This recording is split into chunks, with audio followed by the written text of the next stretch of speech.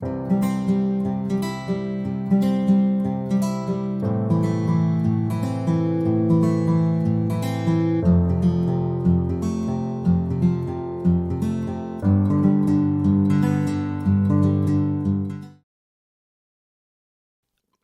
1. You will hear part of a conversation between a customer and the owner of an IT store.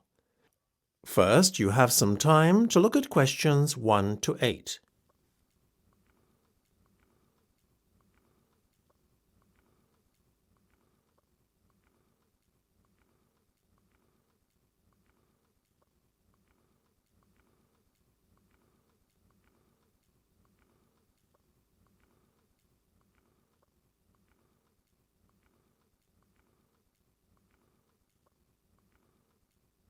You will see that there is an example that has been done for you. On this occasion only, the conversation relating to this will be played first. So, before we go any further, can we just confirm what's been agreed so far, as it's starting to get a little complicated? Certainly. Tell you what, why don't I start to make out the invoice? Should I address it to you personally, or is there a business name you'd like me to use? We trade under the name Ben and Di Enterprises. The invoice is being made out to Ben and Di Enterprises. So you write Enterprises in the space provided. You should answer the questions as you listen, because you will not hear the recording a second time.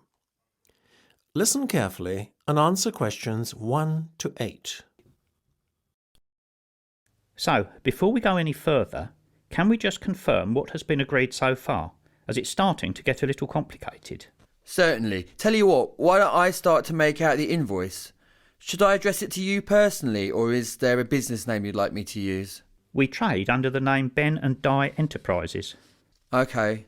Now, as you were talking to one of my sales reps to start with, I'm going to put him down as the contact on the invoice. That way, he'll get the commission on this sale, you see. His name was Rowan Laver, is that right? Rather peculiar name, but a lovely man. You almost got it.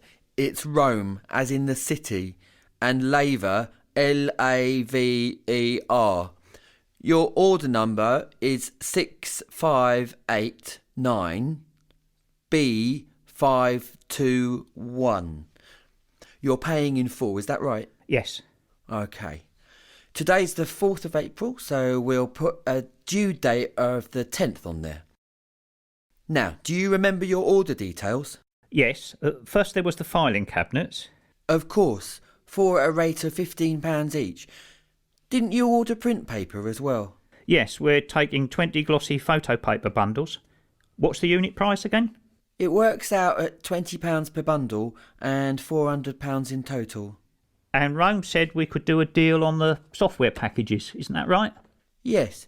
Seeing as you bought 5 at once, we'll reduce the unit price to £100 from £120, leaving us with a total amount of £500.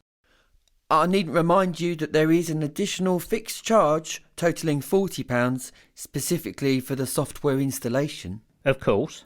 So, getting to a total figure then including sales tax, 16% VAT is added on. That gives us £1,160 by my reckoning. By VAT, do you mean sales tax? Isn't that 10%? It's 25% on some products and 10% on others. We work out an aggregate figure and apply it to all goods sold. In this case, it was 16%, as I've mentioned. Fair enough. Before listening to the rest of the conversation, you have some time to look at questions 9 to 10.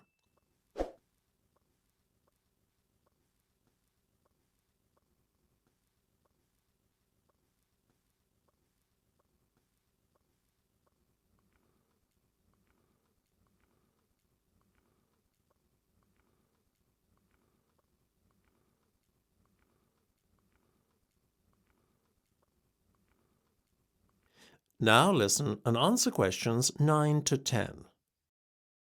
Listen, I know the due date isn't for a week, but do you mind if I write you out a cheque today? Not at all. You can make it out to me, Michael McCloskey. How do you spell that then? What, McCloskey? It's capital M C, capital C, Loskey.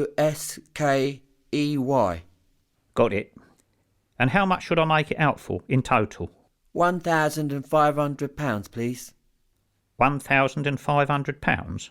Yes, that's including my consultancy service fees. Oh, I almost forgot about that. Let me make a note here on the cheque. Includes consultancy fees. Now we're almost done. That's the end of section 1. You have half a minute to check your answers.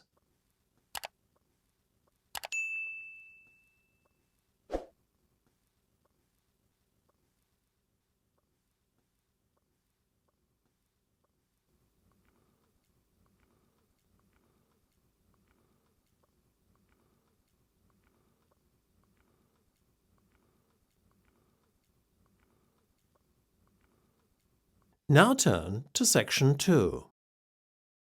You will hear a tour guide talking to her tour group. First, you will have time to look at questions 11 to 16.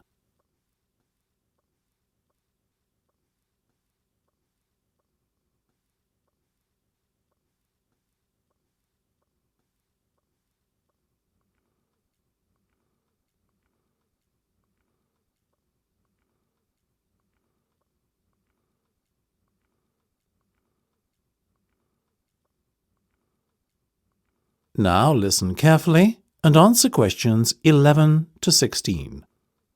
We're approaching Gateman's house now, which is at the entrance to Lord Thundleberry's estate.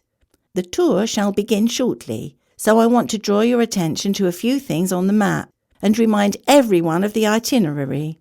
First of all, we're going to head to the Lord's residence to view the inside of this beautiful 18th century building. After that, we've a short trip across the road to the Classic Car Centre. This showcases the Lord's personal collection of classic cars, one of the largest in the world. Then we'll head back down the road leading away from the Lord's residence and take a right. This will lead us up to the organic farm. Here you'll learn how to grow your own organic vegetables and taste some of the fresh food that is made by the estate's excellent on-site chefs. From the organic farm, we'll head to the other side of the main road. You are likely to catch sight of many deer grazing on this part of the estate. On the right-hand side of the road, there's the wine museum that's close to the vineyard you see on the map there. After that, we'll head back to Gatesman's house for afternoon tea. Once we've had some refreshments, we'll jump back onto the bus and drive a little way up the road to the estate library, which is on the right-hand side. The library has a huge collection of books, so you are sure to find something of interest there. Next, we're on to the old mill, which is just a little way up the minor road across from the library. Finally, we'll continue on up the minor road until we come to the Great Waterfall. This is a spectacular feature of the estate and one of the largest man-made waterfalls in the British Isles. It won't fail to impress, I can assure you. Before you hear the rest of the discussion, you have some time to look at questions 17 to 20.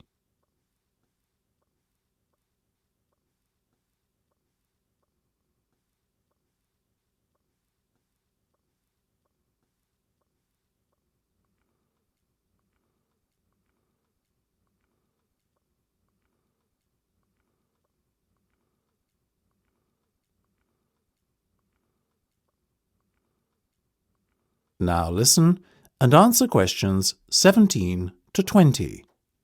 Now, I just have a few guidelines to outline before we embark on our tour.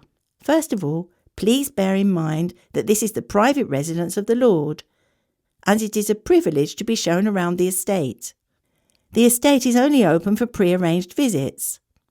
I would ask all of you to be on the best possible conduct and keep noise levels down in consideration of the people who live and work here. This is, after all, a fully functional estate and the main residency of Lord Thundleberry himself. Please refrain from wandering away from the main tour party. Areas of the estate which have restricted access should not be trespassed under any circumstances. If anyone fails to observe these rules, Our tour group could be evicted immediately. Finally, it will be some time before we return to the gatesman's house for afternoon tea. So I suggest we set aside a half hour or so to enjoy the packed lunch that the tour organiser provided in the Rose Gardens outside the Lawser residence at around midday. OK, if no one has any questions, shall we proceed? That's the end of section 2. You have half a minute to check your answers.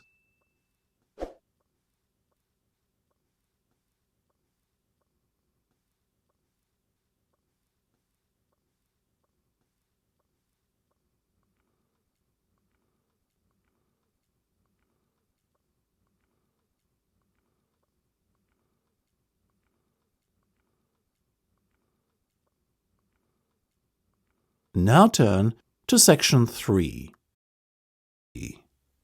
You will hear a discussion between two work colleagues and their manager about the restructuring of their company.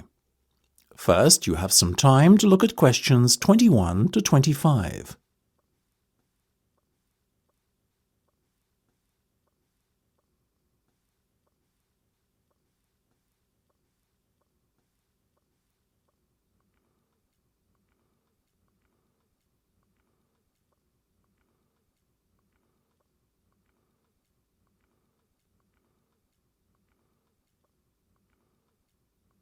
Now listen carefully and answer questions 21 to 25.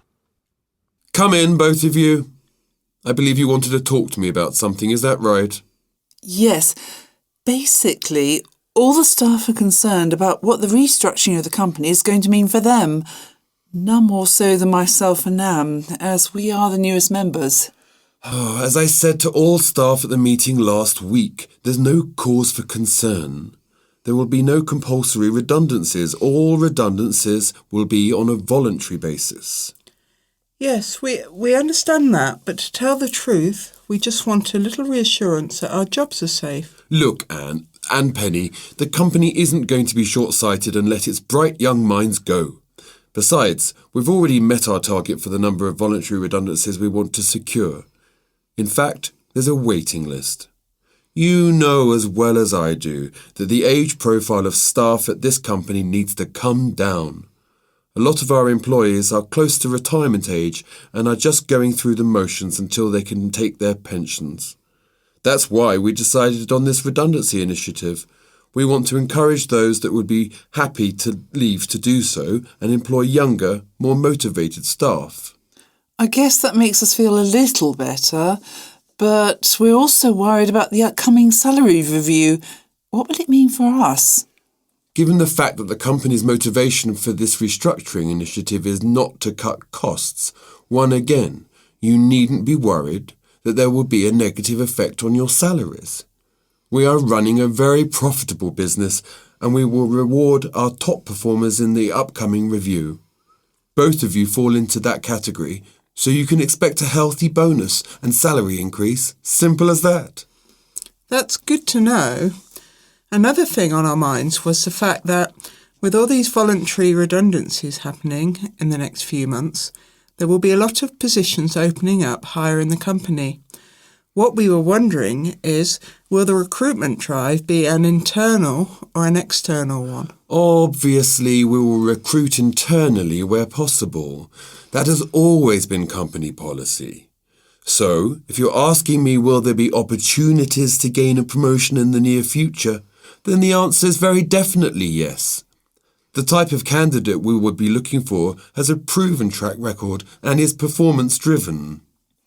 How can we improve our chances of getting promoted then when the opportunity arises? Well, in the meantime, be prepared to take on additional responsibilities, especially those relating to the management of other members of staff. Obviously, the higher up you go in the company, the more involved you'll be in managing people. What the management team is looking for then is proof that you can work effectively with and manage other members of staff. Before you hear the rest of the discussion, you have some time to look at questions 26 to 30.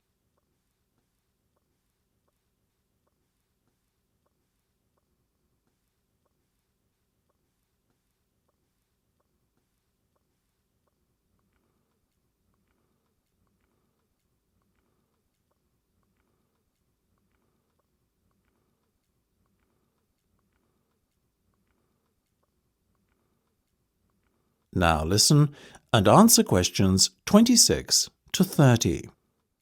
One more thing. Go on. This project you've given us to manage, is it a test of our abilities? I guess you could say it is a test of sorts, but look at it more as a chance for you to prove yourselves. Actually, now that I have you both here in private, can we talk about that a bit? Of course. OK, Penny, let's start with you. Has the timescale been agreed yet? Yes. You said we have a total of 8 weeks to bring the product to launch. So we've decided to allocate 3 weeks at the beginning to product research and prototype testing. Very good. Then after that, we are going to spend a further 3 weeks formulating our marketing strategy and doing some research and testing on a sample of the target market itself to get some feedback. And presumably the last 2 weeks will be devoted to the launch? Exactly. Now, let's talk estimated costs. Well, you've given us a total budget of £100,000. Of that, we're allocating 50% to product development and testing, a further 25% to marketing, and £25,000 will be spent on the launch. Penny, give me a breakdown of the launch costs, would you? Sure. £10,000 will be spent on hiring and decorating the venue, £10,000 will be spent on promotional work, and the remaining money will be used to pay for catering and administrative costs.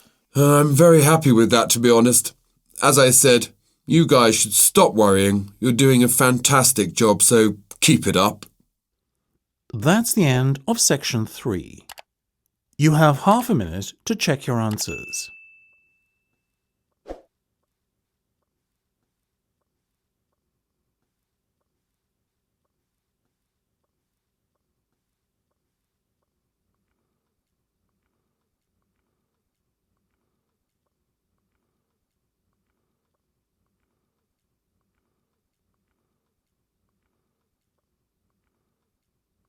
Now turn to Section 4. Section 4. You will hear part of a careers advice talk on working freelance. First, you have some time to look at questions 31 to 40.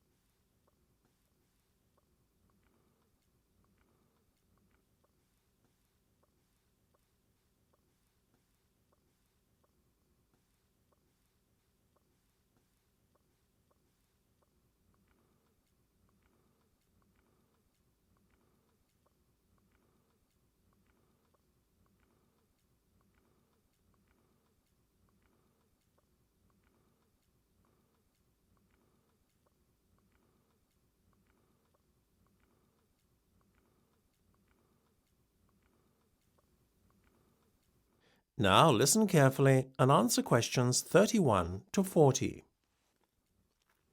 Working for an employer in a 9-to-5 job has long been the accepted norm. However, this could soon be set to change. A rising level of unemployment, combined with a sense of disillusionment amongst employees with their workaday lives, is at the root of this modern-day revolution in the workplace. Now, there is a growing trend amongst people of all ages and from all walks of life to opt for freelance work rather than working for an employer. It sounds a risky option and a potentially stressful one, but on the whole, the benefits of freelancing seem to vastly outweigh those of working for someone else. In fact, recent research has shown that those who quit their jobs to work for themselves are the country's happiest and most productive workers. A study conducted by Dr. Jonathan Sapsed from Brighton University's Business School, in conjunction with the Arts and Humanities Research Council, looked at a total of 304 freelancers who were pursuing a range of professions in southern England. They found that, far from struggling to get by, many were not only doing well, but excelling in their new professions. So, what are the advantages of freelancing? Well, there are many. One of the most obvious benefits is not having to be answerable to a boss and having to face criticism or unfair demands. In addition, not being based in an office or shared workplace with competitive or difficult colleagues is another bonus. But what is probably the most attractive pull of working freelance is the freedom to determine your own work schedule. You are no longer at the mercy of a timetable dictated to you by your employer. If you have family commitments, these can easily be fitted around your working hours. Furthermore, if you have an off day one day, it's easy to make up time another day without having to face your employer's wrath when you are being less productive than usual. Those who work in creative and digital industries stand to benefit most from working freelance. In these fields, workers are at liberty to choose their ideal working location, as they are not restricted to working in a set place. It really is an ideal lifestyle that many would aspire to if they were more aware of the options available to them. Lastly, to add to an already convincing list of benefits from doing freelance work, there is the financial reward.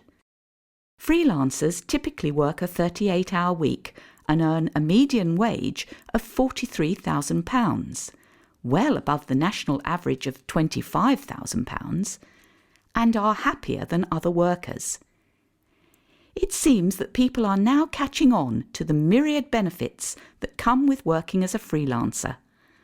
Currently, there are about 31 million people in work in Britain, and already 4.6 million are self-employed, thereby displaying the vitality of the freelance economy. In fact, so popular is freelancing becoming that it has even been suggested that the government needs to devise a new tax and other policies to support freelancers. Freelancing would seem to be the future of employment and the way forward. It is certainly well worth considering freelancing if you are doubtful about committing to working in a structured environment and would like more freedom and autonomy in your work. That is the end of section 4. You now have half a minute to check your answers.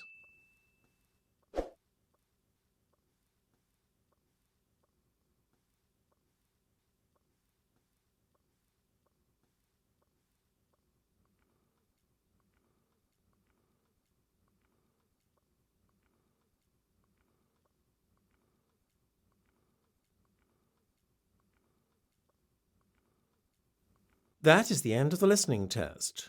You now have 10 minutes to transfer your answers to the listening answer sheet.